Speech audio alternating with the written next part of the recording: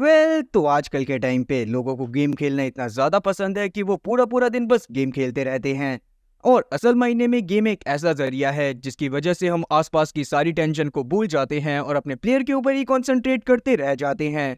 लेकिन आज की कहानी एक ऐसे लड़के की कहानी होने वाली है जो कि गेमिंग दुनिया में ही फंस गया था और वहां पर उसे सरवाइव करने के लिए गेम्स को खेलते रहना पड़ता है, क्योंकि अगर वो उन्हें नहीं खेलेगा तो वो मारा जाएगा। अब इस कहानी के मेन लीड है अरीसू और साथी ओसागी, पर उसके अलावा भी हमें कुछ और कैरेक्टर्स का ध्यान रखना है, जिसमें शामिल है कारुबे, छोटा, चीसिया, हिराकी, निरागी, अगुनी और टट्टा। तो कहानी की शुरुआत में हम लोग अरीसू को देख पाते हैं जो कि एक बहुत बेहतरीन प्लेयर था और वो पूरा दिन ही ऑनलाइन गेम्स खेला करता था। और इतना ज्यादा गेम खेलने की वजह से उसके घर वाले उससे बिल्कुल भी खुश नहीं थे। तब यहाँ पर हम लोग अरीसू के भाई को देख पाते हैं जो कि उसके पास आकर उसे डांटने लगता है। तब उन लोगों की बातों से हम लोग जान पाते हैं कि असल में अरीसू का आज एक इंटरव्यू था, पर वो इंटरव्यू को छोड़कर यहाँ पर गेम खेल रहा था, जिससे उसके भाई को लगने लगता है कि अरीसू अपनी लाइफ में कुछ भी नहीं करना चाहता और वो घर वालों के ऊपर एक बोझ है।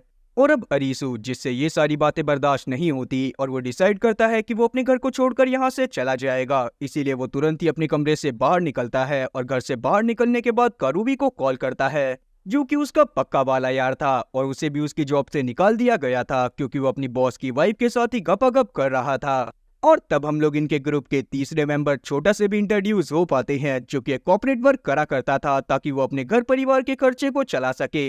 और जो भी वो वर्क करा करता था उसके सारे पैसे उसकी मॉम ले जाया करती थी, जिससे छोटा को काफी ज्यादा गुस्सा आता है और वो अपनी मॉम को इस बार बता देता है कि वो किसी और काम को करना चाहता है और अब से जितने भी पैसे मिलेंगे वो सारे के सारे वो खुद रखेगा। और इन्हीं सब बातों की वजह से उसका भी मूड काफी ज्यादा खराब था। तब वो इन दोनों को ज्वाइन करता है और ये तीनों साथ में मिलकर बातें करने लगते हैं, जहां पर ये तीनों ज़ॉम्बी अपोकलिप्स के बारे में बातें कर रहे थे कि अगर दुनिया में ज़ॉम्बी अपोकलिप्स आ जाता है तो इन लोगों को ज्यादा काम करने की जरूरत नहीं पड़ेगी और बस इधर उधर भागना पड़ेगा, जिसमें इन तीनों को ही बहुत ज्यादा मजा आने वाला था। तब अपनी टेंशन को भुलाने के लिए ये तीनों बीच रोड पर ही डांस करना चालू कर देते हैं, जिससे वहां पर गाड़ियों का एक्सीडेंट होने वाला था। तब पुलिस वालों की नजर भी इन तीनों पर पड़ जाती है और वो तुरंत ही इन तीनों के पीछे लग जाती है, जिनसे बचने के लिए ये तीनों ही मेट्रो स्टेशन के वॉशरूम में आ गए थे, जहां पर आने के बाद ये तीनों हंसने लगते हैं और अचानक से ही यहाँ पर बिजली चली जाती है। और अब एकदम से ही बिजली जाने की वजह से ये तीनों ही काफी ज्यादा घबरा गए थे। फिर जब ये लोग बाहर जाकर चेक करते हैं तो बाहर अब एक इंसान भी मौजूद नहीं था, जो चीज देखने के बाद ये तीनों और ज्यादा डर जाते हैं। तब ये लोग आसपास की जगह पर जाकर भी चेक करते हैं, पर वहां पर भी कोई भी इंसान मौजूद नहीं था, जो चीज देखने के बाद ये लोग रोड पर ही बैठ जाते हैं और रात होने का वेट करने लगते हैं। और कहीं ना कहीं ये लोग इस चीज से काफी ज्यादा खुश भी थे, क्योंकि अभी अपनी जिंदगी को जैसे चाहे वैसे जी सकते थे और इन्हें किसी के भी लिए काम करने की जरूरत नहीं थी। पर तभी इन तीनों के सामने मौजूद बिल्डिंग में एकदम से लाइट जल जाती है, जिसे देखने के बाद ये तीनों काफी ज्यादा घबरा गए थे, क्योंकि उस बिल्डिंग के ऊपर लिखा हुआ था कि कुछ ही देर में गेम चालू होने वाला है। साथ ही उस बिल्डिंग पर गेम की लोकेशन के साइन भी बने हुए थे, जो चीज देखने के बाद ये तीनों उन साइन का पीछा करते हुए गेम की लोकेशन पर पहुंचते हैं और इन तीनों को एक एक फोन मिलता है। पर तभी बाहर मौजूद गेट पर लेजर लाइट जल जाती है और इतने में ही यहाँ पर एक औरत भी पहुंच गई थी, जो कि इन तीनों को बताती है कि अब ये तीनों गेम को खेले बिना इस बिल्डिंग से बाहर नहीं जा सकते और अगर ये ऐसा करने की कोशिश करेंगे तो ये तीनों ही मारे जाएंगे। और इस गेम का नाम था डेथ और अलाइव। जो चीज जानने के बाद ये तीनों काफी ज्यादा शॉक होते हैं। तभी अचानक से ही इन तीनों के फोन में एक टाइमर चालू हो जाता है, जिसके खत्म होने से पहले इनको एक सेफ गेट के पार पहुंचना था। तभी यहाँ पर एक लड़की और पहुंच जाती है, जो कि खुद भी प्लेयर बनकर ही इस गेम में आई थी, जिसके बाद ये तीनों ही ऊपर वाले एक रूम में पहुंचते हैं, जहां पर जाने पर इन लोगों के सामने दो रूम आ गए थे। तब छोटा वहां पर सभी चीजों को रिकॉर्ड करने लगता है, क्योंकि उसे लग रहा था कि ये सारी चीजें मजाक चल रही हैं। पर जैसे ही रूम में टीयर गैस को छोड़ा जाता है, वैसे ही ये लोग समझ जाते हैं कि ये सारी चीजें मजाक नहीं है और अब इन्हें दोनों में से किसी एक दरवाजे को खोलना था, जिसकी मदद से ये सेफ होने वाले थे। तब हम लोग दूसरी लड़की को देख पाते हैं, जो कि इनके पास बाद में आई थी। वो जल्दी से ही एक दरवाजे को खोलकर उसके पार जाने की कोशिश करने लगती है, पर उसकी फूटी किस्मत, वो दरवाजा गलत निकलता है और उसके बाहर जाते ही उसके ऊपर एक लेजर लाइट गिरने से उसकी मौत हो जाती है, जिससे अरीसू सहित बाकी सब काफी ज्यादा डर गए थे और उन्हें समझ में आ गया था कि ये कोई मजाक नहीं है। इसीलिए ये लोग जल्दी से ही दूसरे दरवाजे की तरफ जाते हैं, जो कि सही दरवाजा था। और अब जैसे ही ये लोग दूसरे रूम में पहुंचते हैं, वैसे ही इन लोगों के सामने वापस से दो गेट आ गए थे और इन दोनों में से वापस से कोई एक सही गेट होने वाला था। जो चीज देखने के बाद ये लोग पैनिक करने लगते हैं क्योंकि इनकी समझ में नहीं आ रहा था कि अब ये कैसे चुनाव करेंगे। और तब यहाँ पर अरीसू काफी ज्यादा परेशान हो गया था, पर यहाँ पर हम लोग कुरेबी को देख पाते हैं जो कि जल्दी से एक गेट को खोल देता है और उसकी किस्मत सही होने की वजह से वो गेट भी सही निकल जाता है। लेकिन आगे वाले रूम में आने पर भी इन लोगों के सामने सेम सिचुएशन थी। जो चीज देखने के बाद अब ये लोग काफी ज्यादा डर गए थे और अब इन लोगों की समझ में आ जाता है कि किसी ने जानबूझकर इन लोगों को फंसाया है और इन लोगों को दिमाग लगाकर उन गेट को खोलना है। और फिर काफी देर पैनिक करने के बाद जब अरीसू थोड़ा सा दिमाग लगाता है, तब उसे याद आता है कि बिल्डिंग में घुसते टाइम उसने एक मैप देखा था जो कि बाहर ही लगा हुआ था और वो असल में उन्हीं गेट्स का मैप था जिनके अंदर अभी इन्हें बंद करा गया था। और अब अरीसू के दिमाग की बदौलत ये लोग सभी गेट्स को पार कर लेते हैं और घूम फिर कर वापस से उसी रूम में आ जाते हैं जिसमें इनकी पहली साथी मारी गई थी। और अब इस रूम में इनके साथ कुछ भी हो सकता था क्योंकि अरीसू के पास यहाँ से बाहर निकलने का कोई भी रास्ता नहीं था। तब अरीसू यहाँ पर छोटा की उस वीडियो को देखता है जो कि छोटा ने गेम की शुरुआत में बनाई थी, जिससे इन्हें वक्त रहते सही गेट के बारे में पता चल जाता है और ये लोग तुरंत ही सही गेट से बाहर निकल जाते हैं। पर इस दौरान हम लोग देख पाते हैं कि छोटा का पैर बहुत बुरी तरह से जख्मी हो चुका था। अब बाहर निकलने पर इन लोगों के सामने एक टेबल पर 3 ऑफ क्लब्स का एक कार्ड रखा हुआ था। जो चीज देखने के बाद ये लोग समझ जाते हैं कि इन लोगों को सभी कार्ड्स को जमा करना पड़ेगा अगर इन लोगों को इस गेम को खत्म करना है तो। और वैसे जिन लोगों ने कार्ड्स खेले होंगे तो उन्हें पता होगा कि कार्ड्स को 4 पार्ट्स में डिवाइड करा जाता है, स्पीड, क्लब, डायमंड और साथ ही आर्ट। और इसी तरह से इनकी गेम्स भी होने वाले थे। अगर इन्हें स्पीड का कार्ड मिलता तो इनका गेम फिजिकल एक्टिविटी पर बेस्ड होता, वहीं अगर कार्ड क्लब का होता तो इन लोगों को टीम वर्क करके आगे बढ़ना होता, और अगर डायमंड का होता तो इन लोगों को अपने माइंड के जरिए आगे बढ़ना था। और अगर बात हार्ट की करी जाए तो हार्ट कार्ड के दौरान इन लोगों को एक दूसरे को धोखा देकर ही आगे बढ़ना था। और अब ये सभी बातें जानने के बाद ये लोग फोन को और ज्यादा चेक करने लगते हैं। तब जाकर इन्हें पता चलता है कि इन लोगों को 3 दिन का वीजा मिल गया है, पर अभी के टाइम पर इन लोगों को वीजा का मतलब समझ में नहीं आता। मगर तभी इन लोगों की नजर एक आदमी पर पड़ती है जिसका वीजा खत्म होने वाला था, और जैसे ही उसका वीजा खत्म होता है वैसे ही उसके ऊपर लेजर लाइट गिरती है और उसकी भी वहीं पर मौत हो जाती है। और तब जाकर इन लोगों को समझ में आता है कि अगर इन्हें इस दुनिया में जिंदा रहना है तो इन्हें वीजा की जरूरत पड़ेगी, और वीजा इन्हें तभी मिलेगा जब ये लोग गेम को खेलेंगे। और तब ये चारों आराम करने के लिए एक पास के घर में चले जाते हैं, जहां पर जाने के बाद ये लोग खाना पीना खाते हैं। पर हम लोग छोटा को देख पाते हैं जिसकी हालत अभी भी काफी ज्यादा खराब थी। और अब छोटा की ऐसी हालत देखने के बाद अरीसू और कारुबे डिसाइड करते हैं कि वो आज रात में भी गेम खेलने के लिए जाएंगे, ताकि ये कंटेस्टेंट में से किसी डॉक्टर को फाइंड आउट कर छोटा तक लेकर आ सकें। और अब रात में हम लोग देख पाते हैं कि जिन भी बिल्डिंग में गेम खेला जाने वाला था वहां की लाइट अपने आप जल जाती है। तब अरीसू और साथी कारुबे एक बिल्डिंग में चले जाते हैं जहां पर और भी 13 कंटेस्टेंट मौजूद थे। और तब ये लोग वहां पर चेसिया नाम के भी एक कंटेस्टेंट को नोटिस करते हैं जो कि गेम चालू होने से पहले अपने किसी इलेक्ट्रॉनिक डिवाइस को एक चार्जर से चार्ज कर रहा था। पर चीसिया को वहां पर किसी से भी मतलब नहीं था। तब यहाँ पर हम लोग यूसागी को भी देख पाते हैं जो कि असल में एक बहुत बेहतरीन माउंटेन क्लाइंबर थी, और वो एक बिल्डिंग से दूसरी बिल्डिंग पर पलक झपकते ही पहुंच सकती थी। और फिर जब इन लोगों का गेम चालू होने वाला था तब उससे पहले इन लोगों के फोन में नोटिफिकेशन आता है, जिससे इन्हें पता चलता है कि इस बार कार्ड स्पीड का था। इसका मतलब यही था कि इनकी गेम फिजिकल एक्टिविटी पर बेस्ड होने वाली थी। तब इन्हें गेम के बारे में बताया जाता है कि इन्हें 20 मिनट के अंदर इस बिल्डिंग में एक ऐसे स्विच को ढूंढना पड़ेगा जिसको दबाने पर टाइमर रुक जाएगा, और अगर ये लोग उस टाइमर को नहीं रोक पाते तो ये बिल्डिंग पूरी तरह से ब्लास्ट हो जाएगी।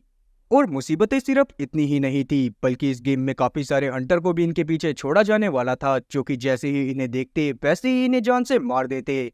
जो जानने के बाद सभी लोग काफी ज्यादा डर गए थे, पर अभी के टाइम पर वो जल्दी से ही उस स्विच को ढूंढने की कोशिश करने लगते हैं। और तभी वहां पर वो हंटर भी पहुंच जाता है, जो कि जैसे ही किसी भी प्लेयर को देखता है वैसे ही वो उसके ऊपर फायर कर उसकी जान लेने की कोशिश करने लगता है। तो हम लोग यूसागी को भी देख पाते हैं जो कि धीरे धीरे सभी दरवाजों को खोलने की कोशिश कर रही थी, क्योंकि इन्हीं दरवाजों में से किसी एक के पीछे वो स्विच था जिसको दबाने से टाइमर बंद होने वाला था। साथ ही यहाँ पर हम लोग अगुनी नाम के भी एक आदमी को देख पाते हैं जो कि अपने कुछ गुंडे साथियों के साथ यहाँ पर घूम रहा था, ताकि वो जल्दी से उस दरवाजे को खोलकर स्विच को दबा सके। वहीं अरीसू के पीछे अब तक वो हंटर लग चुका था। तब अरीसू वहां से बचकर किसी तरह से भागता है, और जब वो अपना थोड़ा सा दिमाग लगाता है तब जाकर उसे पता चलता है कि हंटर ने जो मास्क पहना हुआ है उसकी वजह से वो सिर्फ सामने ही देख सकता था। जो चीज जानने के बाद वो सभी प्लेयर की जान को बचाने के लिए इस बारे में सभी प्लेयर को बता देता है। और जैसे ही सभी प्लेयर को इस बारे में पता चलता है तो वो कोशिश करने लगते हैं कि वो किसी तरह से हंटर को अपने जाल में फंसाएं और उसे जान से मार दें। तब हम लोग युसागी को भी देख पाते हैं जो कि अपनी स्किल का यूज करते हुए बंदरों की तरह अलग अलग फ्लोर पर छलांगे मार रही थी और वहां पर जाने के बाद वो बाकी सभी हंटर का ध्यान भटकाने लगती है। फिर जब अरीसू और कुराबे अगुनी और उसके साथी से बात कर रहे थे तब वो उसके हाथ में एक अजीब तरह की वॉच को नोटिस करते हैं, जो देखने के बाद उन्हें समझ में नहीं आता कि ये वॉच किस वजह से थी। पर इतने में ही वहां पर वो हंटर भी पहुंच गया था जो कि इन सभी लोगों को जान से मारने की कोशिश करने लगता है। तब अगुनी खुद को बचाने के लिए अपने साथी की बलि दे देता है और उसके बाद तुरंत ही उस हंटर के ऊपर अटैक कर देता है। और उसी फाइट के दौरान अरीसू की नजर एक गेट पर पड़ती है जिसके ऊपर हंटर ने काफी सारी बुलेट को फायर करा था। जो चीज देखने के बाद अरीसू समझ जाता है कि उसी गेट के पीछे वो स्विच था, क्योंकि अगर उस गेट के पीछे कुछ भी नहीं होता तो हंटर कभी भी अपनी बुलेट बर्बाद करते हुए किसी प्लेयर के ऊपर तब फायर नहीं करता जब कोई प्लेयर उस गेट के पास जा रहा था। इसीलिए अरीसू तुरंत ही उस गेट के अंदर चला जाता है। इतने में ही वहां पर चीसिया भी पहुंच गया था जो कि अरीसू की तरह ही समझ गया था कि उस गेट के पीछे ही स्विच था। लेकिन जैसे ही ये लोग अंदर पहुंचते हैं वैसे ही एक दूसरा हंटर इन दोनों के ऊपर अटैक करना चालू कर देता है जो कि उसी गेट के अंदर छुपा हुआ था। तब यहाँ पर चीसिया अपने उस डिवाइस का यूज करता है जिसे वो गेम शुरू होने से पहले चार्ज कर रहा था, जिसकी मदद से वो हंटर को शॉक लगाने की कोशिश करने लगता है। पर हंटर के ऊपर उस चीज का कोई भी असर नहीं हो रहा था। और उसी दौरान हम लोग अरीसू को देख पाते हैं जो कि टाइम देखता हुआ तुरंत ही उस रूम के अंदर घुस जाता है। लेकिन उस रूम के अंदर जाने पर अरीसू को दो स्विच मिलते हैं जिन दोनों स्विच को एक साथ दबाना था। जो चीज जानने के बाद वो तुरंत ही खिड़की से बाहर मदद के लिए आवाज लगाता है और उसकी मदद की पुकार को युसागी सुन लेती है। तब वो कलाबाजियां करती हुई उस रूम की तरफ आने लगती है और टाइम भी अब बहुत कम बचा था। और जैसे ही 1 सेकंड बचा होता है वैसे ही अरीसू और साथी युसागी दोनों बटन को साथ में दबा देते हैं, जिससे वो गेम वहीं पर खत्म हो गई थी। तब हम लोग उस हंटर के मास्क को भी देख पाते हैं जो कि वहीं पर उतर जाता है और उसके अंदर से एक औरत बाहर आती है जिनको भी ये टास्क मिला था कि जैसे ही वो किसी भी प्लेयर को देखें वैसे ही वो उन्हें जान से मार दें। पर क्योंकि वो लोग अपने मिशन को पूरा नहीं कर पाए थे इसीलिए उन लोगों के गले में बने पट्टे की मदद से उनकी गर्दन को ब्लास्ट कर दिया जाता है। जो चीज देखने के बाद बाकी सभी लोग काफी ज्यादा घबरा गए थे। तभी हम लोग कारूबी को भी देख पाते हैं जिसे एक वॉकी टॉकी की मदद से कुछ लोगों की आवाज आती है और उसे पता चलता है कि वो लोग किसी बीच के बारे में बात कर रहे थे। वहीं हम लोग चीसिया को भी देख पाते हैं जिसे एक पेपर मिला था, जिसको खोलने पर उस पेपर पर एक अजीब तरह की ड्राइंग बनी हुई थी। जो चीज देखने के बाद चीसिया को अभी तो कुछ भी समझ में नहीं आता, पर अभी के टाइम पर वो उस पेपर को अपने पास रख लेता है। अब आगे हम लोग अरीसू और साथी कुराबी को देख पाते हैं जो कि छोटा और सुबेका के पास पहुंच गए थे, जहां पर जाने के बाद वो उन्हें रात में हुए पूरे इंसिडेंट के बारे में बताते हैं और उनसे बातें करने लगते हैं। और तब उन लोगों से बात कर इन्हें पता चलता है कि छोटा और सुबेका का वीजा भी एक्सपायर होने वाला था, इसीलिए इन्हें रात में वापस से गेम खेलने के लिए जाना पड़ता है और ये चारों ही एक गेम के अंदर चले जाते हैं। तब इन लोगों के सामने गेम चालू होने से पहले कुछ हेडसेट को रखा जाता है और साथ ही वहां पर काफी सारे टूल्स भी रखे हुए थे, जिनको जब अरीसू पहनता है तब जाकर उसे पता चलता है कि उसने कितनी बड़ी गलती कर दी है, क्योंकि असल में ये वही हेडसेट थे जो कि पिछली रात हंटर के गले में बंधे हुए थे। इसका मतलब यही था कि अगर इस गेम के दौरान इन लोगों में से कोई भी मारा जाता है तो उसे एक बहुत खौफनाक मौत मिलने वाली थी। तब इन्हें गेम के कार्ड को शो करा जाता है जो कि असल में एक हार्ड कार्ड था। इसका मतलब यही था कि अब इस गेम के दौरान इन सभी लोगों को एक दूसरे को धोखा देना था। फिर जब इन्हें गेम्स के रूल के बारे में पता चलता है तो ये लोग दंग रह जाते हैं, क्योंकि असल में इस गेम में सिर्फ एक इंसान ही जिंदा बचने वाला था जिसके पास वुल्फ का टैग होगा, और कोई भी इंसान वुल्फ के टैग को तब हासिल कर सकता है जब वो दूसरे वुल्फ की आंखों में देखकर अपने आप को वुल्फ बना ले। तब सबसे पहले वो वुल्फ का टैग छोटा को मिलता है, पर क्योंकि छोटा इस गेम के बारे में जानने के बाद काफी ज्यादा पैनिक करने लग गया था, तब अरीसू से संभालने की कोशिश करता है और धोखे से छोटा का वुल्फ का टैग अरीसू के हाथ लग जाता है, जिसे देखकर सुबेका समझ गई थी कि वुल्फ टैग एक बारी में सिर्फ एक इंसान के पास ही रह सकता था। और तब वो उस वुल्फ टैग को हासिल करने के लिए तुरंत ही अरीसू की आंख में देखती है और जैसे ही उसे वुल्फ टैग मिलता है वैसे ही वो वहां से भाग जाती है। तब ये लोग भी जल्दी से सुबेका को ढूंढने में लग जाते हैं, क्योंकि 15 मिनट में ये गेम खत्म होने वाला था और जिस इंसान के पास वुल्फ टैग होता वही इस गेम में जिंदा बचने वाला था। तब हम लोग सुबेका को देख पाते हैं जो कि 15 मिनट के लिए छुपकर बैठी हुई थी ताकि वो बाकी सभी की नजरों से बच सके। पर सही टाइम पर यहाँ पर अरीसू पहुंच जाता है और अब उसकी आंखों के ऊपर वुल्फ टैग आ गया था। लेकिन ये चीज करूबी से बर्दाश्त नहीं होती। वो तुरंत ही यहाँ पर अरीसू से लड़ने लगता है क्योंकि करूबी खुद भी जिंदा रहना चाहता था। और इतने में ही यहाँ पर छोटा भी पहुंच जाता है जो कि इन दोनों से लड़ने लगता है। और अब ये तीनों एक दूसरे से लड़ते हुए यहाँ से भागने की कोशिश कर ही रहे थे, तभी इन तीनों को ही अपनी दोस्ती के बारे में याद आता है कि इस गेम से पहले तक ये तीनों इतने अच्छे दोस्त थे कि एक दूसरे के लिए अपनी जान तक दे सकते थे। लेकिन इस गेम ने इन्हें इस कदर अंधा कर दिया है कि अब ये तीनों एक दूसरे की जान को ही लेना चाहती हैं। और यही सब सोचते हुए यहाँ पर छोटा और साथी कुराबे रुक जाते हैं क्योंकि उन्हें पता था कि इस लेवल को पार करने के बाद भी वो आगे के लेवल को नहीं जीत पाएंगे।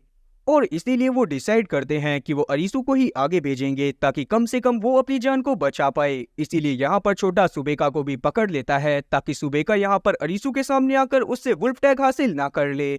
और अरीसू जो कि सब कुछ समझ गया था, वो तुरंत ही कुराबे और साथ ही छोटा को ढूंढना चालू कर देता है, पर वो दोनों छुपे रहते हैं और साथ ही छोटा ने अभी तक सुबेका को भी पकड़ कर रखा हुआ था। तब सुबेका भी समझ जाती है कि अब वो इस गेम को नहीं जीत सकती, इसीलिए वो तुरंत ही छोटा के गले लग जाती है। और उसी दौरान हम लोग देख पाते हैं कि अरीसू ने कुराबे को ढूंढ लिया है, पर जैसे ही वो कुराबे के पास पहुंचता है वैसे ही टाइम खत्म हो जाता है, जिससे अरीसू के सामने ही उसके दोस्त कुराबी की गर्दन फट गई थी। जो चीज देखने के बाद अरीसू काफी ज्यादा डिप्रेस्ड हो जाता है और यहाँ से बाहर निकल जाता है। अब अगले दिन हम लोग युसागी को देख पाते हैं जो कि जब खाना ढूंढने के लिए बाहर आई थी तभी उसकी नजर अरीसू पर पड़ती है जो कि रास्ते में बेहोश पड़ा हुआ था। फिर जब वो अरीसू की ऐसी हालत देखती है तो वो उसकी जान बचाने के लिए उसे उठाकर अपने साथ लेकर आ जाती है। फिर जब अरीसू उठता है तो वो सारी बातें ओसागी को बताता है। जो चीज जानने के बाद ओसागी उसे हौसला देने के लिए बताती है कि ओसागी के पिता एक माउंटेन क्लाइंबर थे और अचानक से ही वो माउंटेन पर जाने पर मारे गए और लोगों ने ये बात फैला दी कि उन्होंने सुसाइड करी थी। पर ओसागी जानती थी कि उसके पिता कभी भी सुसाइड नहीं कर सकते थे और इसीलिए ओसागी रियल वर्ल्ड में वापस भी नहीं जाना चाहती क्योंकि उसे पता था कि अगर वो वहां पर जाएगी तो वहां के लोग उसे वापस से मेंटली टॉर्चर करना चालू कर देंगे। और साथ ही वो उसे ये बात भी समझाती है कि किसी के जाने का कोई वक्त नहीं होता, कोई भी इंसान कभी भी जा सकता है और तुम कितनी ही कोशिश क्यों ना कर लो, तुम कभी भी उस चीज को पलट नहीं सकते। और क्योंकि ये बात सच्चाई थी इसीलिए अरीसू अभी के टाइम पर शांत होता है और अपने काम में लग जाता है। साथ ही अब अरीसू ने ये बात भी डिसाइड कर ली थी कि वो किसी भी तरह से इस गेम के हेड तक पहुंचेगा और उसे खत्म कर देगा ताकि वो अपने फ्रेंड की मौत का बदला ले सके। फिर अरीसू खाना खाने के बाद ओसागी के साथ एक दूसरा गेम खेलने के लिए निकल जाता है, जहां पर जाने के बाद इनकी मुलाकात तीन और प्लेयर से होती है जो कि एक बस के अंदर बैठे हुए थे। तब अरीसू यहाँ पर उन तीनों बंदों को नोटिस करता है और उसे पता चलता है कि उसमें से एक के पैर में बहुत गहरी चोट लगी हुई थी। जो चीज देखने के बाद उसे छोटा की याद आने लगती है क्योंकि गेम के दौरान छोटा के पैर में भी चोट लग गई थी। आगे इन्हें गेम के रूल्स और उसके कार्ड से इंट्रोड्यूस करवाया जाता है, जिससे हमें पता चलता है कि असल में वो गेम का कार्ड था क्लब और इन्हें टीम वर्क में रहकर काम को करना पड़ेगा। और इन लोगों का टास्क यही था कि इन्हें 2 घंटे के अंदर गोल तक पहुंचना था। तब पहले तो इन लोगों को गोल का मतलब समझ में नहीं आता, पर बाद में इन लोगों को लगने लगता है कि शायद गोल एक लोकेशन का नाम होगा जो कि इस टनल के एंड में होगी। तब यहाँ पर एक बंदा बस को चालू करने की कोशिश करने लगता है, पर बाद में उसे पता चलता है कि बस में तो बिल्कुल भी डीजल नहीं था। और अब यहाँ पर इसका मतलब यही था कि इन लोगों को पैदल चलते हुए भी टनल के आखिरी तक जाना पड़ेगा, जहाँ पर जाने के बाद ही ये लोग सेफ हो पाएंगे। पर तब ये लोग अपने उस साथी को देखते हैं जिसके पैर पे चोट लगी हुई थी, और क्योंकि वो पैदल चलकर इतने लंबे सफर को तय नहीं कर सकता था, इसीलिए अभी के टाइम पर वो डिसाइड करता है कि वो यहीं पर रहेगा, बेशक से वो मारा ही क्यों ना जाए। जो चीज जानने के बाद बाकी सब यहाँ से निकल जाते हैं। फिर जब ये लोग टनल के आखिरी तक जा रहे थे तभी अचानक से ही इन लोगों का सामना एक पैंथर से होता है जो कि अब इन लोगों के ऊपर अटैक कर चुका था, जिस दौरान हम लोग उन तीन लोगों में से एक साथी को देख पाते हैं जो कि मारा गया था। और तभी अरीसू और ओसागी भी आगे की तरफ भागने लगते हैं ताकि वो उस पैंथर से बच सके, जहाँ पर जाने पर इन्हें दिखाई देता है कि सामने एक बुलेट खड़ी हुई थी जिसमें पेट्रोल भी था। और क्योंकि अरीसू को उस बस में छोड़े गए बंदे के अंदर अपना दोस्त नजर आ रहा था, इसीलिए वो डिसाइड करता है कि वो उस बस के पास जाएगा और उस बंदे को अपनी बाइक पर बिठाकर यहाँ पर ले आएगा। और इसीलिए वो ओसागी को दूसरे वाले बंदे के साथ छोड़कर खुद ही बस की तरफ निकल पड़ता है ताकि वो बाइक का पेट्रोल बस में डालकर तुरंत ही बस को इन लोगों के पास लेकर आ सके। और तब ओसागी और दूसरा बंदा भी डिसाइड करते हैं कि वो किसी भी हालत में चलना नहीं रोकेंगे, वो जल्दी से जल्दी टनल के एंड तक पहुंचेंगे ताकि ये लोग सेफ हो सकें। वहीं हम लोग अरीसू को देखते हैं जो कि जब बस के पास पहुंचता है तो वो बस को देखने के बाद काफी ज्यादा शॉक हो गया था, पर अभी के टाइम पर हमें नहीं बताया जाता कि अरीसू ऐसा बिहेव क्यों कर रहा है। जिसके थोड़ी देर बाद हम लोग वापस से ओसागी और दूसरे वाले बंदे को देख पाते हैं जो कि टनल के एंड पे पहुंच गए थे, जहां पर काफी बड़ा पानी का प्लांट लगा हुआ था। और जैसे ही इन लोगों का टाइम खत्म होता वैसे ही वहां से सारा का सारा पानी टनल के अंदर आ जाता और इन लोगों का टाइम भी बिल्कुल खत्म ही होने वाला था। जो चीज देखने के बाद ये लोग समझ जाते हैं कि इन्हें किसी भी हालत में एक टनल के एंड पे ना था, इसीलिए ये तुरंत ही वापस से भागना चालू कर देते हैं और इस बार ये टनल की दूसरी तरफ भाग रहे थे। पर उसी समय पर टाइम भी खत्म हो जाता है और वाटर प्लांट के अंदर मौजूद सारा का सारा पानी टनल के अंदर आने लगता है, जिस दौरान हम लोग उस दूसरे बंदे को देख पाते हैं जो कि ओसागी के साथ था। वो ओसागी को बचाते हुए पानी में डूब जाता है, लेकिन इतने में ही यहाँ पर अरीसू पहुंच जाता है जो कि अब डायरेक्ट बस को ही लेकर यहाँ पर आ गया था। जो चीज देखने के बाद ओसागी उसकी तरफ हाथ बढ़ाती है और यहाँ पर अरीसू सही टाइम पर ओसागी को बस में बैठा लेता है। पर तभी वो बस पानी की चपेट में आ जाती है और अंदर बैठे तीनों प्लेयर बेहोश हो जाते हैं, जिसके थोड़ी देर बाद जब इन लोगों की आंख खुलती है तो ये लोग अभी भी जिंदा थे। साथ ही अब वो बस टेढ़ी भी हो गई थी, जिसके अंदर से जब अरीसू और ओसागी बाहर आते हैं तब वो देखते हैं कि बस के ऊपर ही गोल लिखा हुआ था। इसका मतलब यही था कि ये लोग पहले से ही गोल के पास थे, बस इन्हें थोड़ा सा दिमाग लगाकर वहीं पर रहना था। जो चीज देखने के बाद यहाँ पर अरीसू और ओसागी समझ जाते हैं कि ये गेम सच में काफी ज्यादा खतरनाक है। अब यहाँ से सीन अगले दिन आता है, जहाँ पर हम लोग ओसागी और अरीसू को देख पाते हैं जो कि एक ब्रिज के पास खड़े हुए थे, जहाँ पर बातों के दौरान ही अरीसू ओसागी को ये बात भी बता देता है कि कुराबे को मरने से पहले किसी बीच के बारे में इंफॉर्मेशन मिली थी और इसका मतलब ये हो सकता था कि उस बीच पर काफी सारे और भी लोग मौजूद हों जिन्हें इस दुनिया से बाहर निकलने का रास्ता पता हो। जो चीज जानने के बाद ओसागी भी यहाँ से बाहर निकलने के लिए मान जाती है और वो अरीसू के साथ उस बीच को ढूंढने के लिए चली जाती है। तब रास्ते में हम लोग अरीसू के मेन प्लान को जान पाते हैं, जो कि असल में उन लोगों के जरिए इस गेम के किंग तक पहुंचना चाहता था ताकि वो उसे पूरी तरह से खत्म कर अपने दोस्तों की जान का बदला ले सके।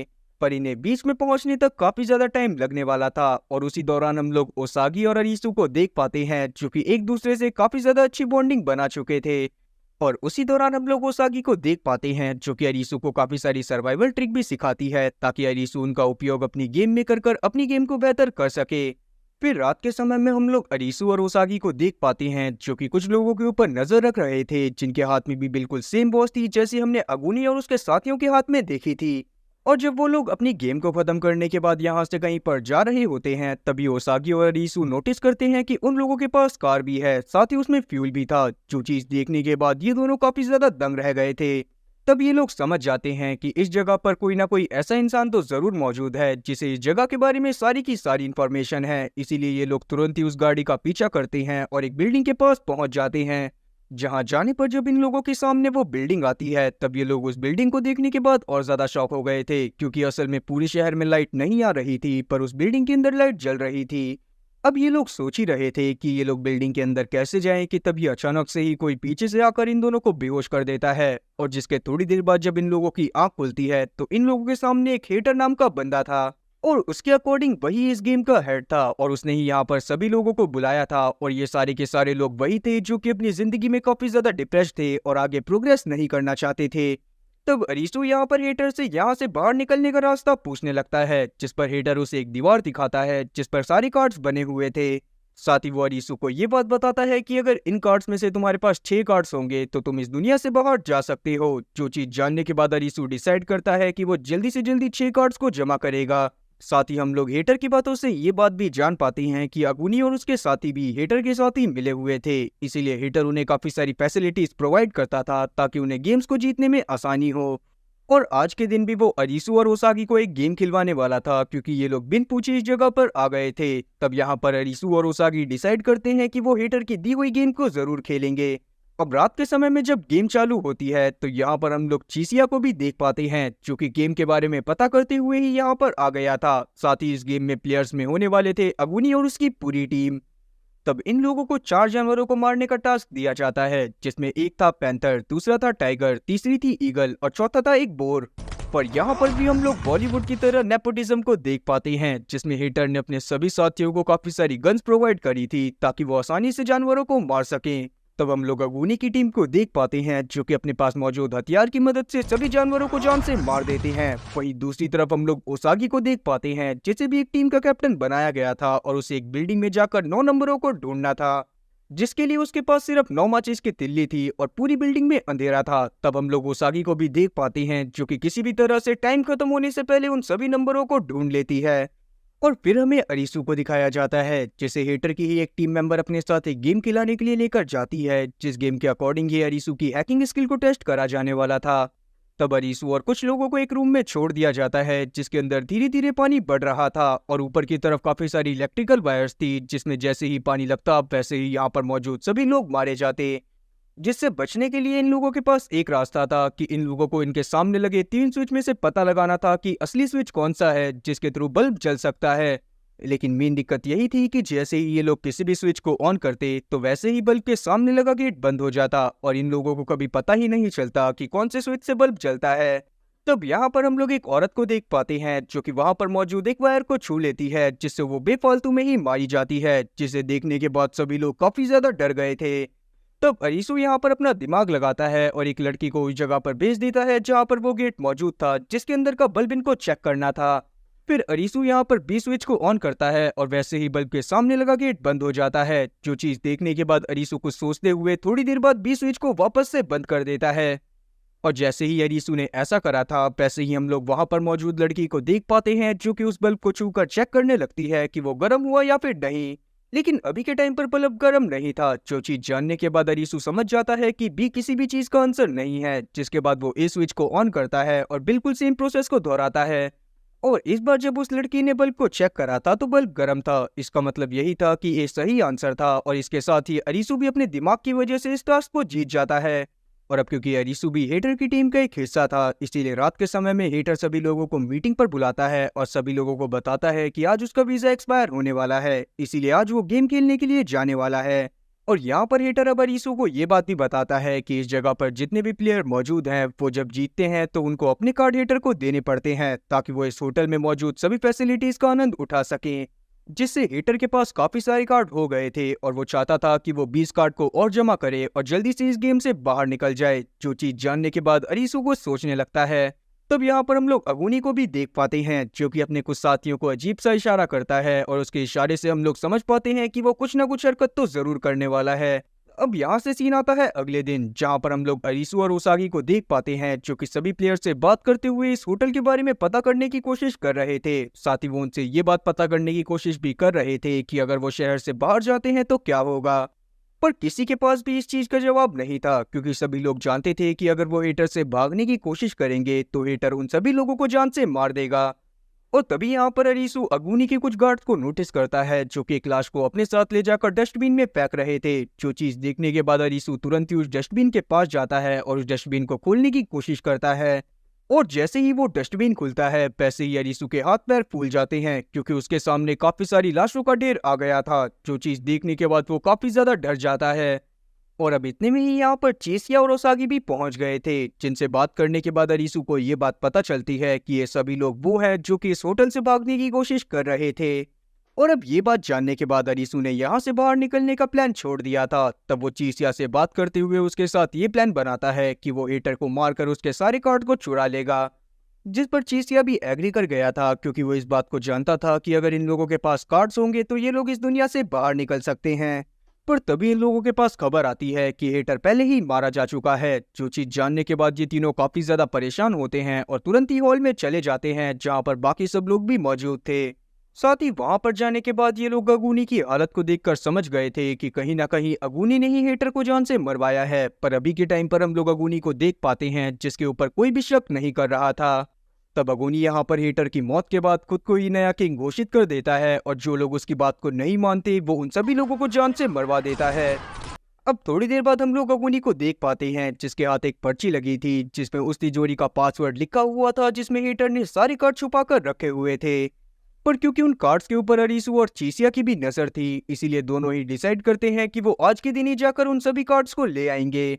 और अब किसी तरह से अरीसू छुपता छुपाता हुआ हेटर के रूम में पहुंचता है, जहां पर जाने के बाद वो उस सेफ के पास भी पहुंच गया था जिसके अंदर कार्ड्स हो सकते थे। और तब चीसिया यहाँ पर वॉकी टॉकी की मदद से अरीसू को इस सेफ का पासवर्ड बताता है, पर जैसे ही अरीसू उस पासवर्ड को डालता है तब वो पासवर्ड गलत था और तभी यहाँ पर अलार्म भी बजने लगते हैं, जिससे यहाँ पर अगुनी के सारे गार्ड्स पहुंच गए थे। और क्योंकि ये सब अगुनी के लिए एक धोखा था, इसीलिए वो यहाँ पर अरीसू को बहुत बुरी तरह से पिटवाता है और उससे उसके बाकी साथियों का नाम पूछने लगता है।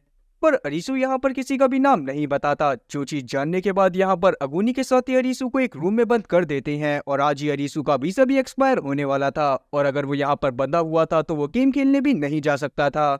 और उसी दौरान हम लोग अगुनी को भी देख पाते हैं जो कि रूम में मौजूद एक पेंटिंग की तरफ देख रहा था, जिसको ऐसे देखते हुए चीसिया भी नोटिस कर लेता है और वो समझ जाता है कि असली सेफ उसी पेंटिंग के पीछे था।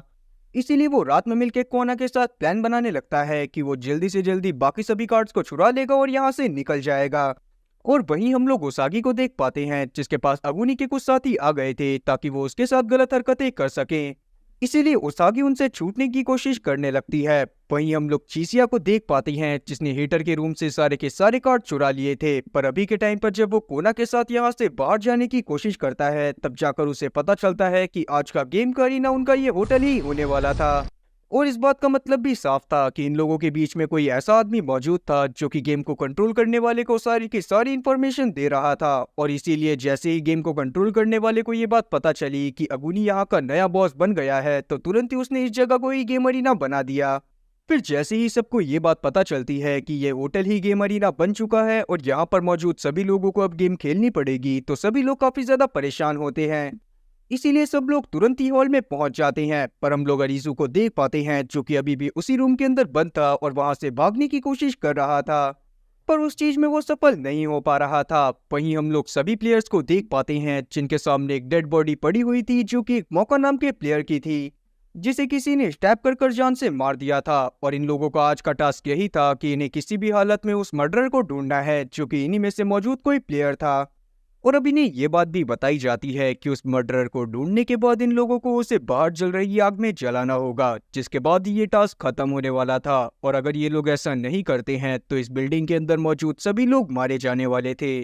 और ये चीज जानने के बाद यहाँ पर सभी प्लेयर बहुत ज्यादा पैनिक करने लग गए थे। उसी दौरान हम लोग अगुनी को देख पाते हैं जो कि अपने साथियों के साथ यहाँ पर आने के बाद सभी लोगों को मारने की कोशिश करने लगता है, क्योंकि अगर सभी प्लेयर में मौजूद कोई एक मर्डरर था तो उन सभी प्लेयर के मारे जाने के बाद वो मर्डरर भी खत्म हो जाएगा। इसीलिए अगुनी यहाँ पर अपने सभी साथियों को सभी प्लेयर के ऊपर अंधाधुंध फायर करने की परमिशन दे देता है। और तब यहाँ पर अगुनी के लोग यहाँ पर मौजूद प्लेयर्स के ऊपर अंधाधुंध फायर करना चालू कर देते हैं, जिस दौरान काफी सारे प्लेयर्स मारे जाते हैं और जो लोग जिंदा बचते हैं वो इधर उधर भागकर छुपने की कोशिश करने लगते हैं। अच्छा है यहाँ पर कोई गैस चैम्बर मौजूद नहीं था, वरना ये सारे के सारे लोग गैस चैम्बर में ही भरकर मार दिए जाते, साले हिटलर कहीं के। और उसी भगदड़ के दौरान हम लोग उसागी को देख पाते हैं जो कि अरीसू को जाकर ढूंढ लेती है और उसे अपने साथ एक सेफ जगह पर लेकर आ जाती है। और फिर हम लोग एक डॉक्टर को देख पाते हैं जो कि उस डेड बॉडी के अंदर से चाकू निकालकर जल्दी से उसे टेस्ट करने के लिए ले गई थी, ताकि वो फिंगरप्रिंट का टेस्ट कर पता लगा सके कि आखिरकार कौन सा प्लेयर खूनी था। अब आगे हम लोग क्वेना को देख पाते हैं जो कि अगुनी के एक खतरनाक टीम मेंबर के साथ लड़ाई कर रही थी। तब अगुनी का टीम मेंबर यहाँ पर क्वेना के ऊपर भारी पड़ने की कोशिश कर रहा था, पर उसकी ये गलती उसके ऊपर ही भारी पड़ती है क्योंकि असल में क्वेना रियल लाइफ में एक कराटे मास्टर थी। और अब वो अगुनी के टीम मेंबर को धोबी पछाड़ देती हुई हरा देती है और यहाँ से चली जाती है। वहीं हम अरीजू को देख पाते हैं जिसे जब होटल की सिचुएशन के बारे में पता चलता है तो वो सोचने लगता है कि आखिरकार मर्डरर कौन हो सकता था। और दूसरी तरफ चीसिया, जिसने अभी के टाइम पर सारे कार्ड चुरा लिए थे, वो छत पर जाता है और वहां पर मौजूद एक स्नाइपर से बात करते हुए उससे बोलने लगता है कि यहाँ पर कोई प्लेयर तो मौजूद है जो कि गेम के किंग के साथ मिला हुआ है। और क्योंकि गेम के हेड को यहाँ पर मौजूद लोगों की इन्फॉर्मेशन मिल गई होगी कि यहाँ पर लोग काफी सारी सुख सुविधाओं के साथ रह रहे हैं, इसीलिए उसने डिसाइड करा कि वो इस जगह को ही गेम अरीना बना देगा। तब स्नाइपर को चीसिया की बात सुनकर लगने लगता है कि शायद चीसिया उसको जान से मारने के लिए ऐसी बातें कर रहा है, और ये बात सच्चाई भी थी। जैसे ही चीसिया को मौका मिलता है वैसे ही वो अपने पास मौजूद एक गैजेट की मदद से उस स्नाइपर को जलाकर मार देता है। वहीं हम लोग उस डॉक्टर को देख पाते हैं जिसे फिंगरप्रिंट टेस्ट करने के बाद असली कातिल के बारे में पता चल गया था, पर वो इस बारे में बाकी सभी को बता पाती कि इतने में ही उसके पास दो गार्ड पहुंचकर उसे बेहोश कर देते हैं। और वहीं हम लोग अरीसू को देख पाते हैं जिसे लग रहा था कि कातिल अगुनी है, क्योंकि उसने ही यहाँ पर मौजूद सभी लोगों को फंसाने की कोशिश करी थी और यहाँ पर ज्यादातर लोग उसकी बातों को नहीं सुन रहे थे। इसीलिए वो तुरंत ही बाहर जाकर अगुनी के ऊपर पूरा इल्जाम लगा देता है, और अगुनी ने भी इस बात को एक्सेप्ट कर लिया था कि उसने ही उस लड़की की जान ली थी। जो चीज जानने के बाद यहाँ पर मौजूद सभी प्लेयर डिसाइड करते हैं कि वो मिलकर अगुनी को जान से मार देंगे। पर किसी के अंदर भी इतनी हिम्मत नहीं थी कि वो अगुनी को जान से मार पाए, क्योंकि वो इस बात को बहुत अच्छे से जानते थे कि अगुनी इस गेम में काफी टाइम से था और साथ ही वो हेटर का बहुत खास बंदा था। पर तभी यहाँ पर अगुनी की हरकतों को नोटिस करने के बाद अरीसू समझ जाता है कि उसने कत्ल नहीं करा, इसीलिए वो खड़ा होता है और सभी लोगों को बताता है कि अगुनी ने इस लड़की को नहीं मारा, बल्कि उसने तो सिर्फ हेटर को मारा था। जो चीज जानने के बाद यहाँ के सभी प्लेयर काफी ज्यादा शॉक थे। तब यहाँ पर हो रही बातों से हम लोग जान पाते हैं कि असल में हेटर उस दिन अपनी गेम को खेलने के लिए जाने वाला था, ताकि वो जल्दी से एक और कार्ड को जमा कर सके। और क्योंकि वो खुद भी इस गेम से काफी ज्यादा परेशान हो गया था, इसीलिए वो चाहता था कि जल्दी से वो सभी कार्ड्स को जमा करने के बाद यहाँ से निकल पाए। लेकिन अगुनी, जो कि हेटर का बहुत पुराना दोस्त था, उसने उसके साथ मिलकर ही ये होटल यहाँ पर बनाया था, ताकि वो बाकी सभी प्लेयर को उम्मीद दे सके कि वो यहाँ से बाहर निकल सकते हैं। और इसीलिए अगुनी चाहता था कि हेटर यहाँ से ना जाए। पर जब हेटर ने उसकी बात को नहीं सुना तो अगुनी ने उसके ऊपर अटैक कर उसे जान से मार दिया। लेकिन हेटर अगुनी का बहुत पुराना दोस्त था, इसीलिए उसके चले जाने की वजह से अगुनी को लगने लगा कि यहाँ पर मौजूद सभी प्लेयर की वजह से ही उसका दोस्त मारा गया है। और इसीलिए मर्डरर के बारे में पता ना होने के बावजूद भी अगुनी ने यहाँ पर सभी लोगों को मारना चालू कर दिया, ताकि वो बाकी सभी प्लेयर से अपने दोस्त की जान का बदला ले सके, जिसके बाद वो खुद भी सुसाइड कर लेता। अब यहाँ पर मौजूद सभी लोग जब इस बात को जानते हैं तो वो काफी ज्यादा परेशान होने लगते हैं, क्योंकि अभी भी मर्डरर उनके बीच में ही छुपा था और किसी को भी मर्डरर के बारे में कोई भी अंदाजा नहीं था। पर इतने में ही यहाँ पर वो डॉक्टर पहुंच जाती है जिसे पता था कि असली कातिल कौन है। तब वो सभी लोगों को बताती है कि इन लोगों में से कोई भी कातिल नहीं है, बल्कि वो लड़की जो कि मरी है उसने खुद ही सुसाइड अटेम्प्ट करा था।